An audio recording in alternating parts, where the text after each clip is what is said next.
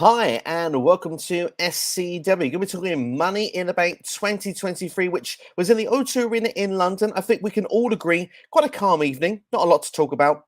Just joking. We've got Jey Uso pinning Roman Reigns. Roman losing for the first time, being pinned in over 3.5 years. We've got two Money in the Bank winners, one in Damian Priest for the men's, Io Sky for the women's. Shayna Baszler turned on Ronda Rousey. What could that mean? We have returns of Drew McIntyre to WWE confronting Gunther, and also John Cena making a surprise appearance in London. Of course, teasing the idea of WrestleMania coming to London. One can only dream. Do we dare to dream or do we not? Well, there's all that and much more to discuss, and I'm not here on my own. I'm with the one, the only Mr. NXSteve in the house. How are you doing? Very good, man. I am not tired because I have not had to stay up till 4 o'clock in the morning watching a premium live event, so I'm all good and raring to go. Could get used to this, couldn't we? Yeah, do you know? It's a nice feeling indeed. But let us know your thoughts in the comments below right now. Everybody, your thoughts of Money in the Bank. Did WWE get it right? Did they get it wrong? We're pulling up comments throughout the show. And our first one comes in from one other than Mr. Joe Cena. Says, I must say it was a shock. Roman Reigns got pinned. And I also got my credit because the right John Cena did come back. In fact, Joe Cena predicted it on the live stream, on the predictions. And Joe Cena, I think you're the only one I see do that. So definitely a pat on the back from you there. Certainly the 5 moves of doom did return. And Grayson Waller, well, it truly was a Grayson Waller effect because he felt the attitude adjustment. But without further ado, we're not going to waste any time getting straight into it. Of course, it kicked off in, well, tremendous style. We had the men's Money in the Bank ladder match. And of course, Damian Priest picking up the W in this match, of course. Couple of details that I'll pull out the match, and I want to get your thoughts as well, NXSteve, because, well, everyone was in, did the entrance to the ring. Logan Paul was last to do so. And what I like was made mention in commentary from Michael Cole suggesting that a lot of grievance within the universe of WWE fan base and also with the superstars that Logan Paul didn't have to qualify for this match. And of course, it showed straight off the bell because all 6 superstars laid straight into Logan Paul. It was really fun to see that sort of token played in and played out nice in the ring as well. We don't get that connection with commentary and in ring as much these days as what we should. And as well from that, I saw that we saw an evolution as well because people were turning on Damian Priest as well. Logan Paul saying, look, hi, you're a big guy. I'm a big guy. They're picking on you. They're picking on me. How about we work together? They put some tables together, but it didn't last very long. Damian Priest clocking Logan Paul, of course, solidly in the chin. Of course, after that, Logan Paul did get some revenge doing a frog splash of the apron onto Damian Priest onto a ladder. That was quite a brutal looking spot because the ladder didn't break and it looked quite painful for Logan Paul's ribs. What were your thoughts with the early stages of the match then, with particularly the Logan Paul story that was playing throughout? Because it really felt like they were playing on the idea of anyone but Logan Paul, which of course is what a lot of the fan base was feeling as well in London. Do you know what I think I appreciate more about it was the fact that they did it multiple times through the match. It wasn't a case of they did it once for just a spot. It was like there was numerous times where he'd be climbing the ladder and they would all come in, grab him, take him down, give him a kick and throw him back out again. So I really enjoyed the fact that it wasn't just a one-spot thing and it just played over multiple times. The match, like him himself, like he has another great show, and I don't think this is his best showing today because I think the fact that there was 6 other people in the ring there took some of the focus away from him. And then, like, I don't want to bring it up early, but the spot at the end, it wasn't the greatest Spanish fly in the world, but you know what I mean? They got away with it, I think, which was lucky. Lucky is probably the word. I mean, obviously, we'll talk about that spot now, though, because that actually did take Ricochet and Logan Paul out of the match. Obviously, both were at the top of the ladder. They were pushed. It felt like both were meant to be on the top rope, and then that would turn it into the Spanish Fly to go through the table. The ladder, something was just a bit off, and obviously they kind of got tangled in the ropes, but Ricochet kind of more or less went, we're going with it anyway. Let's do this. We're supposed to do this spot. And somehow, by some miracle, they pulled it off. Obviously, very lucky that no one got seriously hurt there. Is that a spot that's going to be remembered as a dangerous spot that could, dare we say, harm momentum or pushes? Or is it the fact that they managed to soldier through, they got through with it, everyone's okay, we can all move on? No, I think the fact that they managed to pull it off, even poorly, I think is a saving grace for it. I think the fact that they didn't try doing something else, and they still tried to pull off the Spanish Fly. I think was itself. I can't imagine it's one of the things you can practice for. Do you know what I mean? It's like, how do you practice falling off a ladder and then doing the Spanish Fly off the top rope? And it's not even like from the corner; it's from literally the middle of the rope. So, no, I think they got away with it. I mean, I think people understand that it is pro wrestling. It is sports entertainment, and they're like, it's not perfect a lot of the time. Like, it wasn't the only thing in this match that was kind of botchy. Like, Pete Dunne had some dodgy moments, Butch had some dodgy moments throughout the match. So, like I said, it wasn't just that spot. It was kind of a culminating feeling of the whole match. Yeah, I can understand. I mean, the thing is, like you say, it wasn't clean, but at the same time, with it not being clean, I must admit, I did actually really react when I saw that spot happen. That actually, it's very rare that I jump out of my seat these days, but I kind of like, I was like, whoa, God, I can't, but then, hand over the face, kind of like, you're hoping they were right because, like you say, it's a close shave, if you will. Yeah, I mean, we had moments like that for the match, but Butch also had a fantastic moonsault off the top of the ladder on the outside onto a number of superstars as well there. So, I mean, there were some fun moments in and amongst with the action. Of course, LA Knight, look, I say it every time, over like Rover. This guy, literally, everything he does, everyone was behind him. And it's a shame that he didn't get the job done. But what I've got to say is the way that the match ended with LA Knight being at the top of the ladder, looking to grab that briefcase, it looked like it was just like a second or two away because it was legitimately going to take the case off. And the way that the camera work was done as well, where the hand of Priest just came out, and then all of a sudden, we just saw the suplex, or it was meant to be the Falcon Arrow, however it was meant to have been done, explained or covered up by commentary. Again, another dodgy moment. Yeah, it was a dodgy moment, but still, the fact that they did that and David Priest went over to grab the ladder, I thought, despite the fact I wasn't happy that LA Knight didn't win, because like I said in the predictions, heart over head, the head choice clear was the right choice. Damian Priest, your senior Money in the Bank.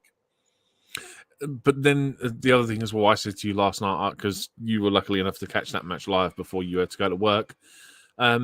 It was the right thing to do because the heel heat that Damian Priest now has is the right thing to do. Like, the fact that he's going to get booed now because he is senior in the bank is just unbelievably the right thing to do. As much as I would love to have seen LA Knight do it, this was 100% the correct booking. I think so as well. Obviously, it played into storylines later in the evening as well, which shows, because with the briefcase, that's what I want to see with this year. I want to see a story that's developed from it. I don't want to just see, oh, look, someone wins Money in the Bank, they cash it in like the next day or the same day, or they've got no reason of what to do with it. Even Austin Theory's last, they had a couple of moments where they had like a running joke that he would try and cash it in and something went wrong, but they didn't feel like they actually had a story with it. Judgment Day. How do you see it playing out for Damian Priest? You'll have to say that a bit again, Steve. You cut out ever so slightly. Not towards sure the if end it's of me that or if sentence. it's NXSteve, but certainly have lost Steve at the moment. There we are. Okay. Is it you or is it me? Still here. I think you're still on my here. end, I wonder if it was me. It could have been me. It could be me. Just repeat the end of that question again. I caught most of it. I just missed the end of it. No, that's fine. Literally just asking the question, really, like, how do we see it with Damian Priest's Money in the Bank? Obviously, the storyline that could be there for him certainly could make it a bit more exciting with the briefcase. This is what I mean. I said this in the predictions. I felt that this was the right story to go with because whether it teases the split between Judgment Day, I felt that was the sort of the biggest thing coming out of this. I mean, we'll get more into it when we talk about the women's Money in the Bank match. But yeah, like I said, this for me, they've chose to go with the story over the moment and who the biggest fan favorite was. So for me, it's the right decision. Yeah, I have to agree with you as well there. LA Knight moving forward, I would like to see him put in a proper storyline. Maybe the NXSteve Championship could be the right direction for him. Yeah, I think it's the right way to go. I think he has to, it's almost like Cody in some aspects. He has to have a slow build towards a main event spot. I think giving the briefcase to him was just too soon. Yeah, it does feel like that way at this point. Obviously, Logan Paul as well not winning. Do you reckon it could be a rematch or some form of match with Logan Paul and Ricochet? They've had quite a few connections this year. Obviously, the Royal Rumble as well. I wouldn't be against it. I think for those two, though, I'd like to think that they're going to do so. It would have to, for me, I think it'd have to be some type of gimmick match. But with them two, my only worry is that you might get a repeat of what happened last night, where you might get failed attempts at doing certain spots. So I'm not too sure, but I'd be up for seeing it. Absolutely, we have to see how it would go and play out. But just quick shout outs to AJ Smith in the house, Ghost Spider as well. Richard JR is in the house as well. Gemma Silk in the house. Hello, Gemma. Rhea Ripley is rocking the heel character. Certainly is indeed. And also got Eric Douglas in the house. Also says Money in the Bank in one word historical. First Puerto Rican to win Money in the Bank since going to men's and women's, where both winners were international. Free Priest is the oldest ever senior Money in the Bank. So quite a few facts being thrown out there as well from Eric Douglas there. And I've got to say, it was nice to see Priest get the W there. And obviously, like you said, they're great for the Puerto Rican heritage as well. Io handcuffing, of course, it was Bailey and Becky. And that was a fantastic moment indeed. And also, we've got Two Sweet Carl in the house as well. Hope you're doing well. Good to see OTM in the house. So without further ado, we're going to move on then to match 2, which, let's be fair, I think first and foremost, let's talk about the wardrobe. Liv Morgan sporting out the Jerry Harrowell. Bit of UK vibe going on there. I tell you what, the whole show was full of nostalgic costume designs. If you knew what they were, there was a lot of them going through it. Selena had one. Shayna Baszler had one later on. So there was a few of them going on, but yeah, I could appreciate it, man. Liv has a tendency to do these with shows. She always goes all out. I think she did it at Clash as well, if I remember correctly. She wore some sort of Union Jack inspired outfit as well. So it's good, always good to see. Absolutely. So that leads to the most important question of the stream. What's your favorite Spice Girls song? Now you put me on the spot because I couldn't even tell you one off the top of my head. Well, I suppose I appreciate it.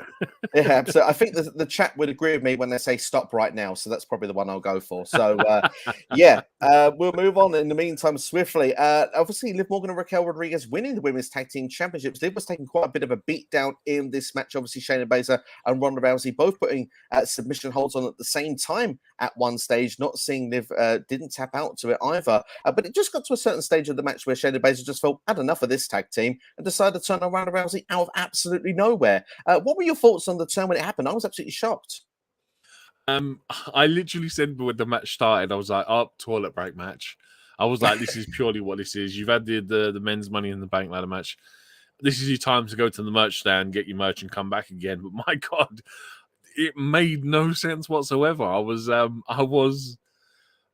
even like she tagged in and like Ronda tagged herself in. It was a case of she just did it, and it was like, okay, sure, fair enough. I'm on my own at the minute. I know you're still here in spirit, Steve, but yeah, I am. It was just one of them shocking moments, man.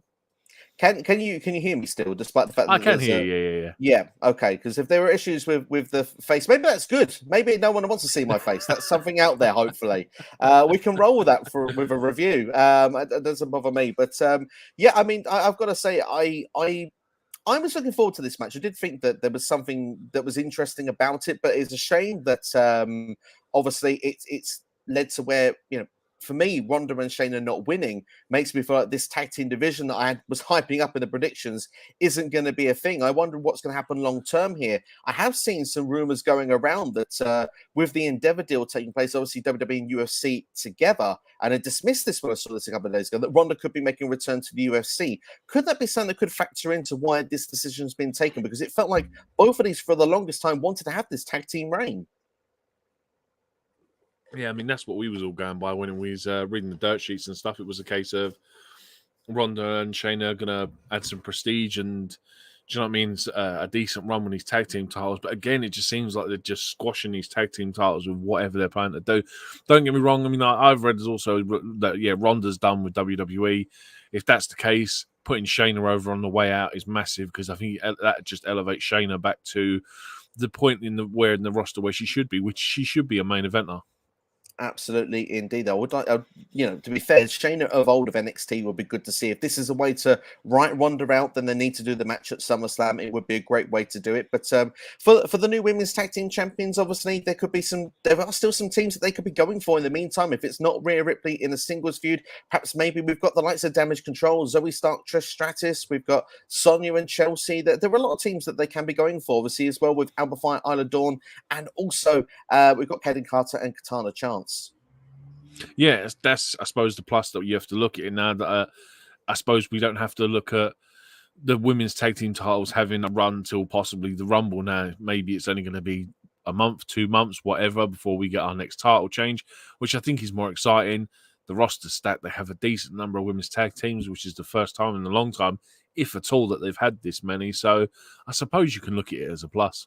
Absolutely, indeed. Well, while my screen may be a blur, ladies and gentlemen, the London Money in the Bank felt like a bit of a blur as well, with so many big moments after big moment. We'll go into the chat and pull out the best of the comments for us right now. Obviously, I'm a little bit fearful that we may lose audio from me as well. That would be where it gets worse.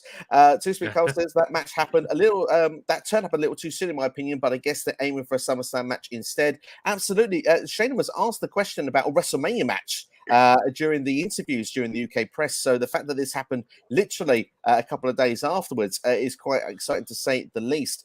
Thank you as well in the chat for letting me know that the screen has stopped. Thankfully, we've got NXSteve, so we've still got, you've got something to look at least anyway. Steve is flying the flag for us too, let's be fair. Ghost Spider 2003 says Damian Priest made history at Money in the Bank, becoming the first Puerto Rican Money in the Bank winner. Absolutely, indeed. Martin Carrera, it has been a while. Good to see you in the house. He says, since I ain't been around, what a PLE Money in the Bank was. The crowd was into every match. They certainly was. London deserves some props. Do you not reckon, NXSteve? Oh, yeah, up there with that Puerto Rican crowd, because they were immense. Like, even at certain points, like through the main event, when they started cussing out Roman, and you can see Roman just standing on the apron laughing, because it's funny, it's annoying, and it's simply fantastic. And like I said, I think it's one of them things that that was the one thing I missed by not going, was being part of that crowd. Absolutely, indeed. There, I can confirm, by the way, that my cable has broken that goes into the router box. So that is why you may not see my face in the stream. Should anyone mind? Anyone care at all? Zelina spot of the night. We'll get onto that beautiful code red later on, Eric. Don't you mind there? And who is that masked man? Well, it's probably doing you a favor to speak out at this point. Let's be honest. There, Temple plays in house. Well, who's the masked man? Temple plays in the house. There's the mask for you. Evening, gentlemen. I watched back what Steve posted on his Insta, and it brought back memories of the Usos versus Zayn and Owens. Are the memories? Yes, from last summer when we were talking about that being a WrestleMania match in the month of August, and what turned out to be as well. Got to love it indeed. Gemma with a comment. This is the first time I sat through a whole show and actually really enjoyed it. NXSteve, you might have company for future PLEs. No, I think this was just a lucky one, because my wife doesn't normally tend to stay up past midnight, so it's a case of, I think it's a one and only until the next one. Maybe if it's in Saudi Arabia or the next UK one, if I don't attend it. But yeah, I'm impressed my wife sat for it, to be fair. Fair play indeed, and good on you, Gemma, sitting through it. Hopefully you have a WrestleMania one day to sit through. We'll be talking about that later in the stream. Steve turned up in AEW and then the blackout lull. Could be the case, really. Maybe it's an AEW thing. Absolutely. Shayna seems to not be a team player. She's been in a number of teams. You could be right there. Temple Place says, I won some mega money on Priest winning Money in the Bank. My partner told me to put all my earnings on him, and I won a lot betting on Priest. Well, there you go. Nice. Yeah, might have to. If your partner said that, maybe you can give us some tips for the next PLE as well. Marta Curia says Liv Morgan seems to be stuck in the tag team division. When will she go singles again? Hope she gets another singles title run. Clearly, there's no plans in the short term, but maybe we could perhaps be starting looking at maybe around 2024 time. I imagine Royal Rumble season, maybe even after next year's WrestleMania. Feels like we've got some big feuds planned. Obviously, Rhea Ripley, Becky Lynch seems to be one that they're already teasing on WWE storytelling for the long term. Yeah, I mean, that there's so many people involved in that main event scene that I don't know where Liv would fit in if she was to go be a solo star at the minute. They've done the right thing with putting the tag team title back on it. It was a title that Leather lost because they had to give them up because of the injury. So it makes sense to put them back in this spot. So yeah, I'm just going to enjoy it for what it is at the minute. Absolutely, indeed. There, Temple Place. If you hate Roman, shoes off. If you hate Roman, shoes off. Got to love our UK crowds. They were electric the whole evening. And Shayna Baszler versus Ronda Rousey submission match suggestion there from Ghost Spider. Love it indeed. The submission match would work really well. I Quit could be another one, but I do like the submission match more. I think would be better. Or Fight Pit. Possibly. I think the Fight Pit would actually probably be more of an interesting aspect. Would be interesting indeed. All three. Sign me up. But this match I'm into. That's one thing for sure. Damian Priest is the long-term plan. Then LA Knight is for the briefcase. WWE knows that they can, knows what they can do for him. Hopeful. Yeah, we are hopeful. Hopefully, both have got big plans moving forward. Triple H just say good things come to those who wait. So we'll have to wait and see how long LA Knight will be waiting for, and how long we'll be waiting for me to get a picture back. Hopefully on YouTube would be nice as well. But we'll do it very quickly because I've not gone through star ratings so far, just so I don't forget at the end. Men's Money in the Bank ladder match, I'm going to give that about a 3.5. I still thought it was fun despite some sloppy moments. Yeah, I think it's not going to go down as one of the best Money in the Bank matches for the men's. But yeah, I'd say a 3. I'd say it was good for what it was, but I think just the general sort of sloppiness overall, I can't really mark it much higher than that. No, I would have to agree with that marking there. And obviously then for the women's tag team title match, what would you give that at this moment? For me, this is like I said, it was the toilet break match for me. I'll be generous and say 2. I think it wasn't the greatest match. I just think the shock at the end just added the value to it. Yeah, I mean, for me, it was a 2-star. I just got up to 2.5 just by that shocking turn at the end. It really was shocking. I didn't see it coming, to be honest. No. And fingers crossed it will lead to some interesting explanation and storytelling when we get to Monday Night Raw. LA Knight should turn face and feud with Austin Theory or Logan Paul at SummerSlam, says Ghost Spider. Absolutely would love to see either of those matches. It feels like he is at this point because he is that over at this particular moment. It's almost hard for WWE to deny it anymore. He is that much over. We'll move on in the meantime and we'll talk about Gunther retaining the Intercontinental Championship against Matt Riddle. Fun little match in my opinion, although I think it could have lasted a bit longer. Wasn't to the heights of Gunther versus Sheamus at Clash of the Castle. Like I say, time restrictions can be the reason for it, but playing to the idea of the injured angle with Matt Riddle going into the finish as well, I thought was a very clever move. And Matt Riddle actually tapping out as well, which is something I didn't think I'd see from a ex-MMA guy in WWE. Yeah, it was like I said, that old ankle injury from Raw that's played into the storyline. I suppose that the fact that they managed to carry that over is really well done. But like I said to you in the prediction show, Matt Riddle just does nothing for me. It was an easy prediction to say that Gunther was going to retain.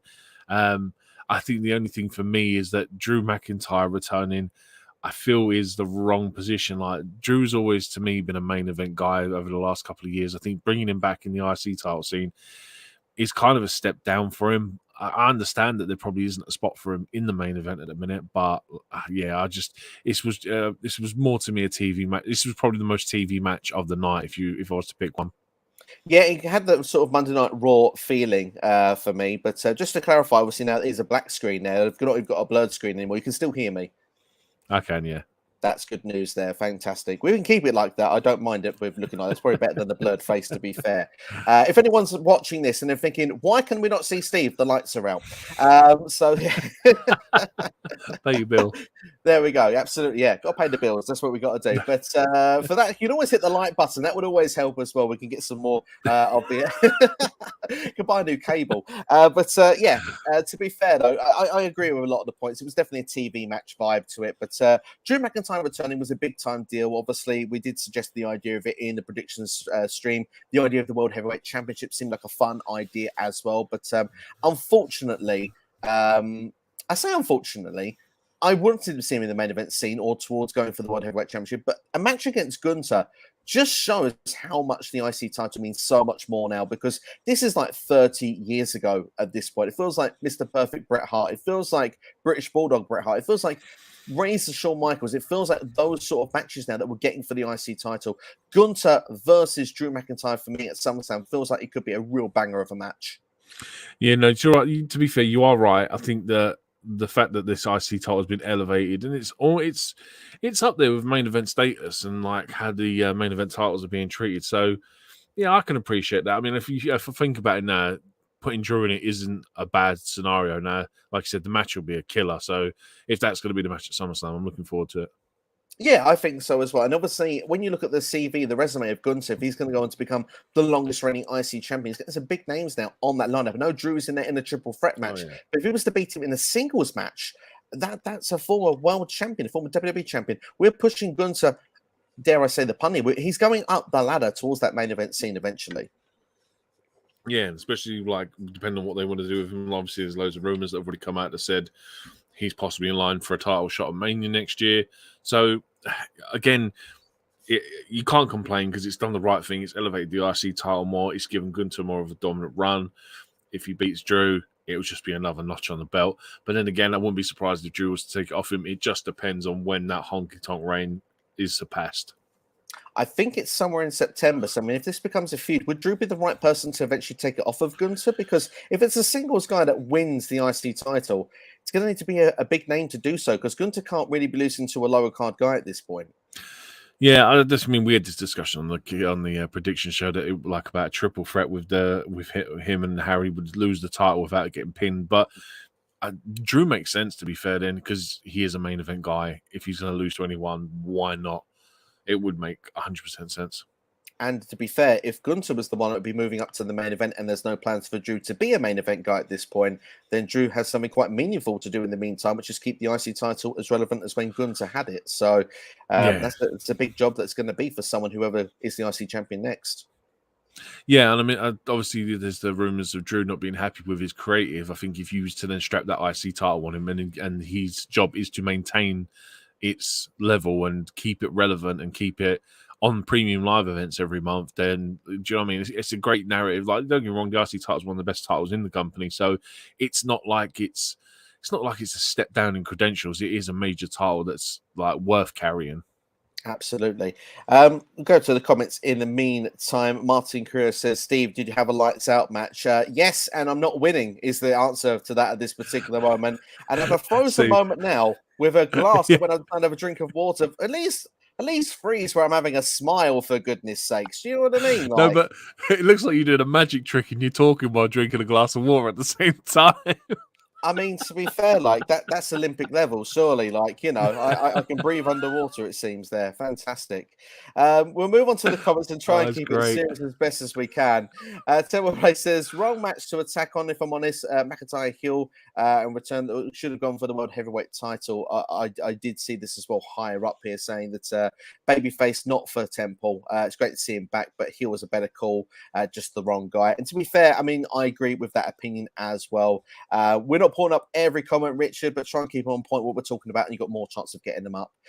Drew McIntyre should have confronted Seth Rollins. Says Ghost Spiders, another call for that as well. Martin Career says once Gunther loses the title, he has to immediately go after the world title. I would agree, potentially there. We've now got a shaky face image stuck of me on the screen now, which is amazing as well. Eric Douglas says, on the topic, I feel Liv like she should win the Rumble. She could challenge Rhea. She certainly could if she was to win the Rumble. Time will tell at this point. Ghostfighter says, Damian Priest versus Gunther at WrestleMania 40 or Seth Rollins versus Gunther at WrestleMania 40. I've got to be honest with you, NXSteve. I'm going with Seth versus Gunther for me. Yeah, I mean, I think in a fantasy world, I think Gunther holds this title to the Rumble, loses the Rumble early on in the night, then enters the Rumble and wins that, and then goes on to Mania. I think that's the quickest way to lose the title and transition him into a main event scene. But, I mean, don't get me wrong, I think Priest versus Gunther would still be a good match. But, yeah, it's all about the name at the minute, and it's all about Seth Rollins. Absolutely, indeed. There, Martin says, I think Lee has come back to haunt your scream. Obviously, we're talking about Shayna Baszler at the time as well. Baszler had some really awful moments with the Lily doll, so perhaps maybe it does set true. LA Knight wins your 2024 Royal Rumble. We could dream, couldn't we? And challenges for the World Heavyweight title to make fans happy. Your thoughts? Would love to see it happen, Temple. Honestly, would love to see it happen. But NXSteve, I mean, we've talked about potentially United States Championship. I mean, I'm trying to think at the moment like a Steve Austin, a Rock. People are throwing these attachments at the moment to LA Knight of those sort of catchphrases that might work. You can argue the ring work of an Austin was a brawler style as well. Wasn't your 5-star classic every time Austin got in the ring? LA Knight kind of has that sort of uniqueness to him as well. Do you reckon like a mid-card title reign would be the right thing to do to propel him further up like we've seen now with a Gunther? If anything, do you know what you would need is a King of the Ring win. But then again, do you know what I mean? If they'd have done King of the Ring in Saudi Arabia, I think I'm not too sure roughly how far back we're going and how hot he was, but him as King of the Ring would have made a lot more sense. Like, and I think it would have elevated him with slightly more status. But it's like between now and really the Rumble, there's nothing major he can probably do except for go for a mid-card title. So I think it has to be that. I think he has to probably be the one that takes that title off of Austin Theory. Yeah, I think at this point it feels like that would be the right person to do so, in my opinion. I think Austin Theory's run as US champion feels like it should come to an end in the near future. I feel it's gone to it's run its course, I think is probably the best way to put it. Martin Career here says, my personal opinion, I'd like to see Priest beat Reigns if Jey or Cody can't. We'll be talking about obviously Roman, who did take a pinfall last night already. Richard wants to see Riddle win the Rumble in 2024.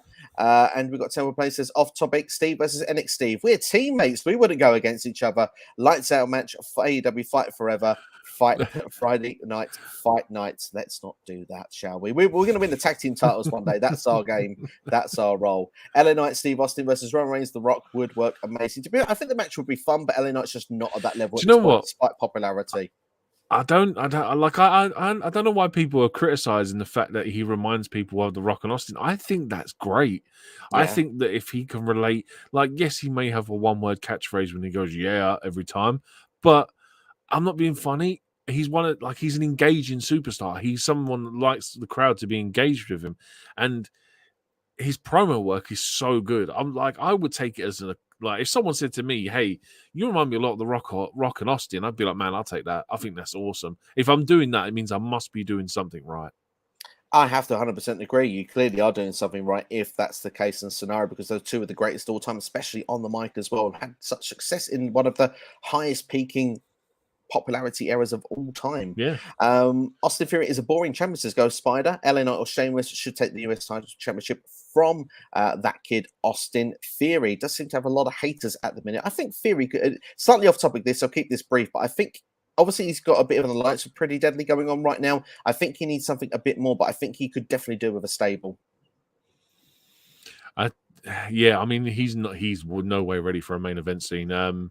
He's great, man. I love Austin Theory, but he needs a good storyline with this US title before he drops it. And then, I mean, I wouldn't be against him being in a faction with Pretty Deadly. I think that's like they're three absolutely great characters. I think like they could work really well. And the fact that their styles as well, you got Pretty Deadly, who are really old school when it comes to their tag team style. Like their heelish techniques and stuff that they do. And Austin Theory is so good in ring. Like, I would actually be up for that. Absolutely, indeed. They did ask for a star rating for Gunther versus Riddle before we move on. No, you didn't. I'm going to ask it now then from you. Oh, I'm going to go 2, just because it was fairly decent. The chops weren't as loud as they could have been, but it was a TV match for me. I'll go 2.5. I agree with the TV match element, but I mean, coming from discussions of what we had, I think I enjoyed that match just slightly more than you. So I'm going to just pick it up a half a star just for doing so.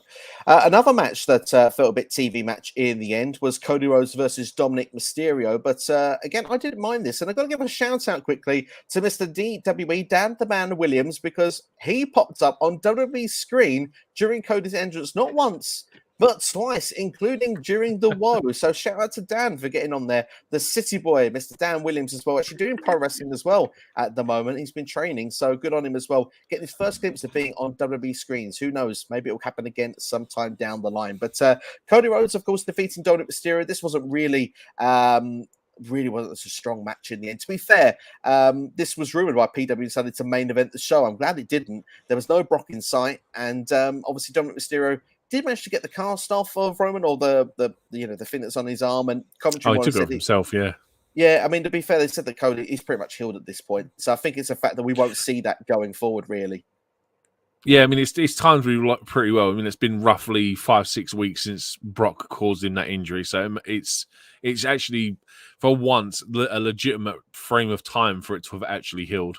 Absolutely. Not the miracle where it, after 1 week, later in the show, he's got it better. How does he do that? Great doctors in WWE, none like their medical staff. But yeah, Cody winning up the win here with the Crossroads here. Obviously, no Brock on the night, but I think they might rerun this on Raw, and I think that's where they might do this angle. Yeah, that's what we said on the prediction show. It'll be Dominic will come out on Raw. He'll want a rematch. Cody will say, sure, fine, I'll whoop your ass again.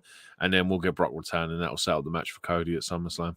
Yeah, that seems perfect to me. And obviously, when it comes to stipulations, we talked about the bull rope match being a potential one. Is there another stipulation you think that could also work quite well nicely? What's the bull? Is that the one they're changing? The bull rope one is the one where is it strapped to the wrist or the neck? To the wrist. to the wrist. What's the one that's trapped? Oh no, yeah, that's a bit too close to what they've done in AEW. The dog collar one, yeah. No, I'd go with the bull rope. I think that sounds about right. Yeah, and they can always have the choice if they want to do the pinfall, they want to do the classic 4 turnbuckles, throw it back to the 80s if they want to. But yeah, whatever way they want to do it, I think it could be a lot of fun. But for Cody versus Dominic, for me, I'm going to give this a 2 stars. For me, just the UK crowd singing Cody's entrance was the highlight for me. Oh yeah, you could see it in Cody's face when they were singing along, and that's what I love about that UK crowd. They're quite happy to sing a tune out, man. It was amazing. Absolutely, and I've got to say just quickly as well, this show for me, it's going to get very high rating, despite not all the matches getting the highest star ratings, purely on the basis that, you know, this was a quick paced show for a 3-hour, 40-minute show. Everything was paced right, well, fast. You always transitioning, and there's things happening all the time. So this will still get a very high rating at the end there. But what was your star rating again? I'm gonna go 2 as well. I'm going to 2.5. I think the crowd just elevated it a little bit more for me, but it was just one of them moments, man. That's one of the reasons I was really gutted to have not got tickets to go, was to be in part of that Cody moment, because it was like when Edge turned up at Wales, man, and we all sang it. It was just an incredible moment that would have liked to have been part of.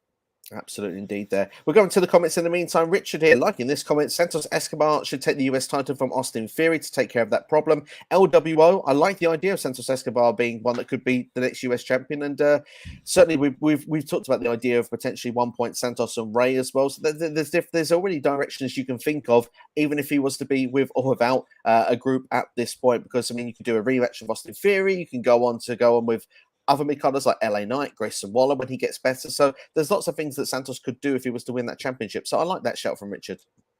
Yeah, it's just a case they need to find something for the LWO, because at the minute all they're doing is pushing merch and they've got no direction going forward. Like, didn't they just rehire Carlito as well to be part of this faction? What's happening with this guy as well? He's not turned up on TV yet, but obviously Carlito has been known to troll as well. So I'm going to wait till I see him on my screen before I believe those when he said the rumors are true. But yeah, he did do that on an indie show very, very recently. But if he does come in, that could be the good influence as well to make that heel turn happen and kick Ray out of the group.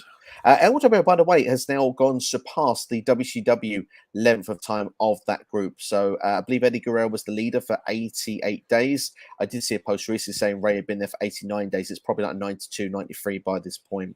Temple Places on Talking School podcast. Austin praised LA Knight, and so did The Rock. It goes to show the big names are enjoying his work there, which is nice to see. We've also got Temple Places saying the crowd shouting "Whoa" is getting annoying. Do you reckon it's getting annoying? I love it.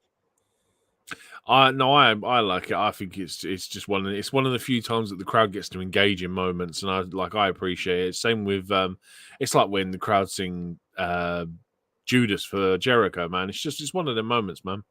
Absolutely, indeed. There, and let's see. We've got Martin is saying Dom is giving that heel heat to Rhea as well. Absolutely. They play their parts quite well, because obviously Rhea always helps out with Dominic Mysterio matches. Obviously did as well at one point, pulling Cody off the apron to hit the steel steps. So that was the only time that Cody did manage to get any form of advantage here. But yeah, well, it's what it is, unfortunately. There, but yeah, it's good to see the heel heat all round. Yeah, like I said, it's just a shame that it was essentially a very TV match. That's just the problem with it. It was almost like Cody was put on the show because he's like one of the hottest prospects, one of the hottest things on TV. Like Temple was saying, like, he finds his music annoying. His music and the crowd interaction is probably one of the reasons why he was on the show. To be fair. No, to be fair, I would probably agree with that. Tom Colley, who announces, says, "Evening, gents. Lovely to catch you live once again. It's lovely to catch you as well, Tom. Hope you're doing well." But he does say, though, it's a shame to catch you frozen. Ha ha. Honestly, Tom, you wouldn't want to play me in a game of musical statues at this moment. I feel like very confident if that was to bring out in this live stream. But unfortunately, the Ethernet cable is not working. I've accidentally broke it during this stream by the looks of things. So unfortunately, yeah, a frozen face is probably what you're going to get for the majority, unfortunately. But thankfully, you all can still hear me, and that's, I think, probably the most important detail. Temple Blaze says, wanted Dominic to win here. His heel work is fantastic. Never liked him before he turned. To be fair, I mean, Dominic still has got over massively with a lot of the fan base since turning heel, because they appreciate his work more. Would you say that you are much more appreciative of Dominic Mysterio's work since his heel turn? Oh, absolutely. I mean, it was almost. Do you know what it was? It was one of them things where WWE just run the whole turning, like Dominic turning on Ray thing for so long, and we waited for it for so long, and then it finally happened, and everyone was just so gassed for it, and it's turned out the better for him. Like most of the time, we tend to see this with a lot of wrestlers that if they're not having a good run as a face, a really good heel turn will do them wonders. And Dominic's, I mean, his has worked out amazing for him. Absolutely, indeed. I would say he's landed on his feet, and it's been a really good run with him and Rhea at this particular moment. They're doing great stuff in WWE. Ghost Spider with a great suggestion here, by the way. Seth freaking Rollins versus the Demon Finn Balor steel cage match at SummerSlam. Then Damian Priest could cash in the briefcase if that happens at SummerSlam. I'm guessing the reason Ghost Spider has suggested this mainly because it would be the element of, well, no one's supposed to be able to get in a steel cage. We all know better, but certainly that stipulation could be a fun one to be added if they wanted to do that.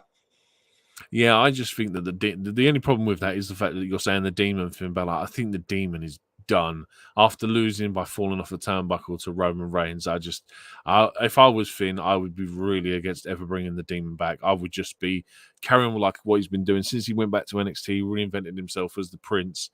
And I would just stick with that. But otherwise, yeah, it sounds like a great dynamic.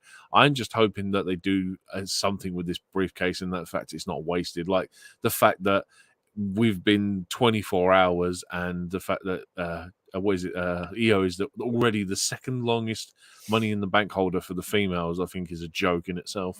Absolutely, indeed, there. But long may she hold it. But I agree with you. Finn Balor as the Prince has been amazing. I think he's got a real re-energized dynamic with his character at the minute, and I'm interested to see what's going to be going forward. And we'll be talking about Balor versus Seth later in the stream. Martin Career says, imagine Dominic, Grayson, Theory, and Pretty Deadly as a faction. That's a lot of names there in one little group there. But unfortunately, Dominic couldn't do it at this particular moment, being on Monday Night Raw. But wasn't Cody going to WWE last year? Might have rejuvenated his career for long-term success at this point. Certainly, he's always been there for a year. And I think you could argue that the move has been justified for Cody, despite the fact that the match, obviously, here was probably not his biggest of his career here with this show. But the fact he's had programs with the likes of Roman Reigns, main event of the WrestleMania, won the Royal Rumble, now feuding with Brock Lesnar. I mean, big things have happened for Cody, haven't they, since he's gone back to WWE? Yeah, I think the only thing that goes against Cody's run is the creative, and like it's not set in stone what the end goal is. Unfortunately, it can change from week to week, minute to minute, hour to hour. So, do you know what I mean? That's the only problem with it. But he's having a stellar run in WWE. He certainly is indeed. If you're enjoying this video, despite the lagging issues, then make sure to hit the like button. And please subscribe to SCW. So close to 2K subscribers. Thankfully, not working like AEW Fight Forever, hopefully, for too much longer than just today. That's for the PS4 players anyway. Santos with LWO bringing back the Cruiserweight title and having him do the open challenge every week would be so cool. Could have NXT stars come over. Just a suggestion of Papa H. Well, Papa H, if you're watching, take note of that. I like that suggestion quite a lot. Priest teasing the cash in. Eric will be getting onto that match very, very soon. But next off, I want to talk about John Cena's return. That's right. Joe Cena did predict it. Good on him. Good on him that he got that one right there, because John Cena was local in the house and he did come out. But of course, he was talking about the fans. He wasn't there for one more match at that time. He was suggesting the idea of, well, London has been underappreciated.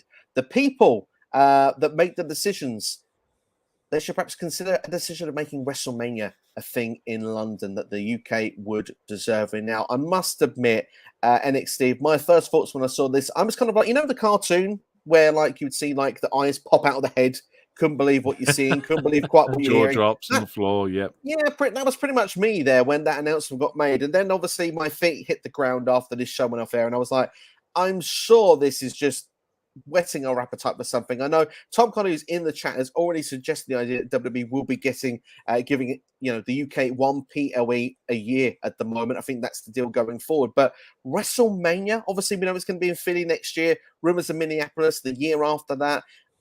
Could it happen in a couple of years, or am I living in a bubble here? I think that bubble is going to pop, mate. I don't personally think we're ever going to get a WrestleMania. I think they've shot themselves in the foot here. Well, like we were saying before we went on air, Mania is the equivalent of the Super Bowl. It's a franchise thing for the States. I would be very surprised if we ever saw it outside of the United States. This is a clever marketing ploy by WWE and the way that they've done this, but the fact that they've said Mania, I think, is the biggest no-no. Like, you could have literally said you were going to hold any pay-per-view at Wembley and it would have been fine. Crowd would have gone absolutely nuts for it. If anything, this would have been an ideal opportunity to, for example, announce that you were going to have SummerSlam at Wembley next year, because the crowd would have been hot for it. But the fact that you've brought Mania into the scenario, you've got a British crowd excited, thinking that at some point we're going to get one. I really don't think we are. If there was a 3% chance, you're probably looking 4 or 5 years minimum in the future. Absolutely. I suppose we can never say never, because it's been put out there, and obviously you feel the idea has been put out there because a rival company will be in Wembley later this summer, and they clearly have done pretty well with their ticket sales. I think a lot of people kind of sniggered at the idea when AEW was going to go the idea of doing a show in Wembley. They've sold around 65,000 tickets, I believe, at the time of now of recording. Who knows, more may go towards the time of when the show actually goes. Still a couple of months away. Is it WWE being petty? Yes and no. Yes, because it's a case of, well, All Elite have booked it and they're going to set a record attendance for a wrestling event in the UK with this show. So WWE are like, well, okay, we're not having that. We're going to say we're going to do Wembley at some point, and we're going to smash that record, because I guarantee you now WWE will sell out Wembley instantly. Like, AEW obviously being the smaller of the two companies, not more likely to sell out.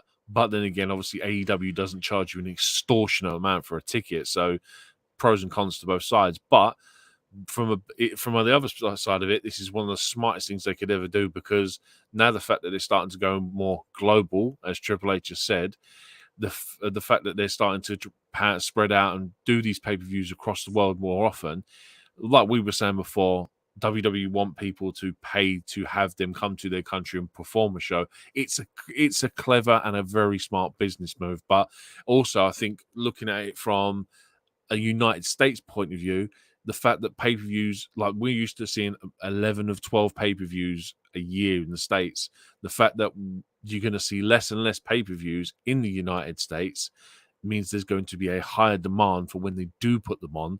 Again, another smart marketing ploy to get people to buy tickets. And they probably can make them higher in the States as well, because they're there less often. It's win-win for WWE, it feels, with this, whatever they do. And obviously John Cena now probably can fade into the background because he may not be returning for a little while. Maybe this was a one and done thing, and ideal man to take the bullet. Absolutely, because John Cena sucks. Everyone screams it every time he comes out anyway. So if he comes back next time, it's like, well, But I mean, to be fair, I would be happy with anything. A Rumble, SummerSlam, that would be awesome as well. I mean, any of the big Rumble, shows would love a Rumble. Would be incredible. But I got to say, and it's a big if it happens.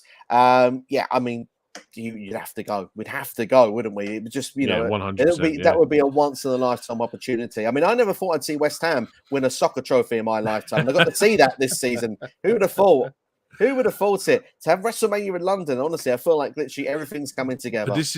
But this is what WWE need to start doing now. If they're going to start doing more of these global events, then they need to start making them essentially weekend events. So, for instance, if it's outside of Rumble, SummerSlam, Survivor Series, Mania, you should have NXT on there as well. So for instance, if you go to Wembley, they have Wembley Arena next door. So you can hold Monday Night Raw, Friday Night SmackDown in Wembley Arena. You could then have a takeover on the Sunday night in the Wembley Arena as well. And you could hold a pay-per-view in Wembley. And do you know what I mean? That's how they need to start. They need to start making these weekend events, because they will 100% draw loads of people into them because of what it is. Especially if you was to make it, for instance, a weekend ticket, people will buy it because it's 4 wrestling shows, like over the space of 4 days. All right, they may not go to all 4 shows, but you guarantee they're going to go to the pay-per-view. They're probably going to go to the takeover, but there's still what they need to do. The other 4, the major 4, I said that all of them should be weekender things. They should all be 2-nighters, because the Rumble, especially for having 2 Royal Rumble matches that go an hour each, needs to be a weekend show, so you can have one on each night. SummerSlam, Survivor Series, it'd be a bit harder to push them to weekends, but because they are the biggest names on the calendar year, like those 4 pay-per-views alone, they should be weekend events. To be fair, I wouldn't rule anything out the way that WWE is going as a business model and how it has changed dramatically in the last sort of 12 months or so. The amount obviously was just Saudi Arabia, it felt, was just getting 2 penalties a year for a number of years. And now we've seen, 2 in the last 2 years with the UK. We've seen with Puerto Rico, we've heard suggestions as well, obviously with Australia, China, India, obviously Japan, maybe at some point. It could be something we could look at, maybe Mexico. They've got lots of options they could do if they really wanted. Obviously NXT Europe as well, we've talked about before also. Do you know what it is? It will turn into a bidding war. And this is how they'll make so much money, is the fact that they'll turn around and go, right, we're going to put this pay-per-view up. Everyone who's interested, tell us how much you want to pay us for us to bring it there. And it's going to cause a bidding war. And that's what it will come down to at the end of the day. It seems to be a win-win all around. Before we go to the chat, I want to just quickly mention Paul Grayson Waller. We not mentioned him at all, obviously. Why would we? Australia are winning the Ashes. But at the same time, obviously he came out, had his party piece with John Cena, saying that perhaps maybe Australia would be a better idea. A Grayson Waller effect with John Cena. I thought Grayson Waller, actually, to be fair, great bit of exposure for him. Showed his mic game of where he's at this particular point. I'm sure he's going to get better with time as well. I think he's good already. But obviously he suffered an AA for his trouble after a cheap shot on Cena. It looks like the Grayson Waller's healing, though. Obviously, he seemed to be really struggling with his legs since his last match with, I believe, Carmelo Hayes in NXT before the call-up. I think he was like with a broken leg or something. So he must be doing a lot better. Or perhaps maybe the leg injury was not as serious as first feared. Yeah, but I suppose so. But on the point of him as an appearance, I think it's great for him. He goes to go out in the middle of a massively hot crowd. He's in the ring with John Cena, who, do you know what I mean? Not a bad person to be in the ring with at the time and to get a shoulder rub with. Does the business for John, makes John look great. All positives for him, man. Absolutely, indeed. They're good on him for that. We'll go into the chat in the meantime. And then, of course, we've got still 3 big matches to discuss as well as we go through here. Our first one, Temple Play suggesting the idea of Asuka versus Io at a Super Showdown in Japan could be cool. It would be so cool. I just don't think we'll have to wait as long to get that match now. Yeah, it would make 100% sense. Absolutely. WrestleMania 42 at Wembley. One can dream. We will dream. We will dare to dream. I think that's what we'll say at this particular moment.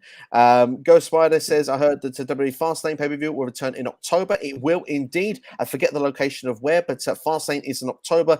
Payback is going to be in the States as well in September. So there are 2 US pay-per-view shows. I believe that Payback will be in Pittsburgh.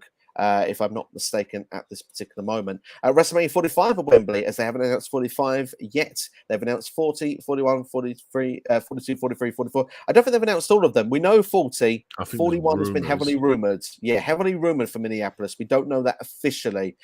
We may not for a while, but we'll have to wait and see how it will play out. But yes, Noobico in-house as well. Hope you're doing well, Noob. And Eric as well says, I'm kind of nervous about the soccer question. Is West Ham the team that blows bubbles pre-match? They are indeed, Eric, and well observed.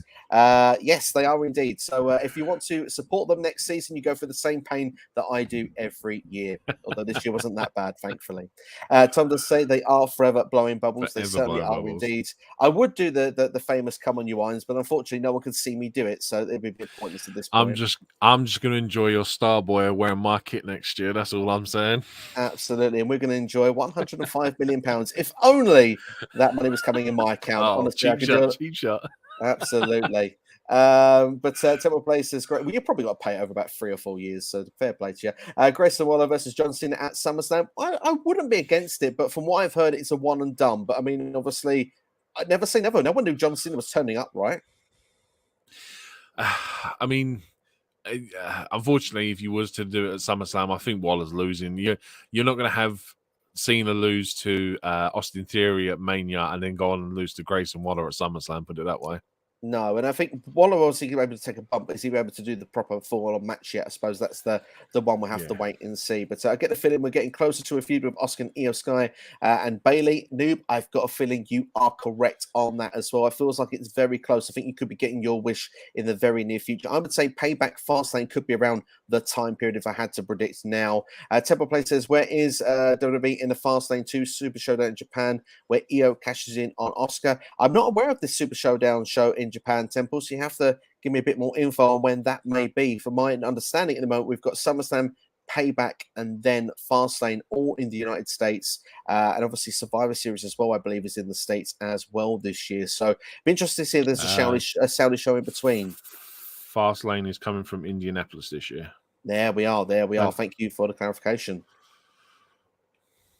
Well, I think we're ready to move on to the next match. We've been talking about Io Sky, so let's talk about the women's Money in the Bank ladder match. And let's be fair, I've got to say, I'm a really big fan of this match. You already suggested already, perhaps the greatest women's Money in the Bank ladder match of all time. I think a couple of nuggets I just want to say very quickly.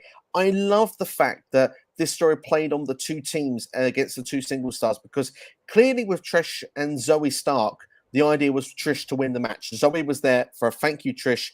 I'm going to help Trish get up the ladder. With Damage Control, you could see that although they wanted to work together, they were in it for themselves. And I think that was a good little storyline nugget that played throughout the entire match.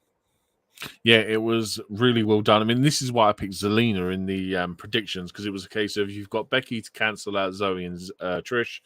You've got Io and Bayley who will cancel each other out.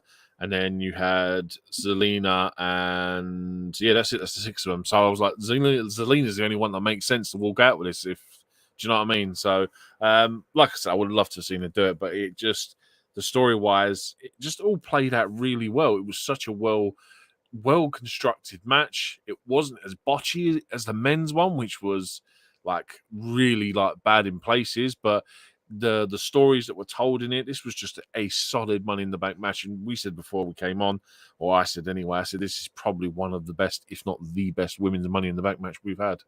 It's certainly up there. Obviously, some really magical moments in this match. Obviously, the Genius of the Sky, Io Sky, jumping off, doing a moonsault into the ring as well, which was beautifully done as well.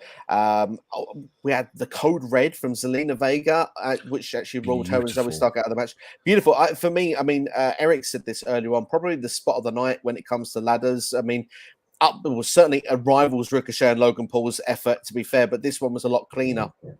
It was the safest Code Red you will ever see done on a ladder. It was amazing. That's a lot of props to Zelina for that, because she took most of the brunt with landing on that ladder.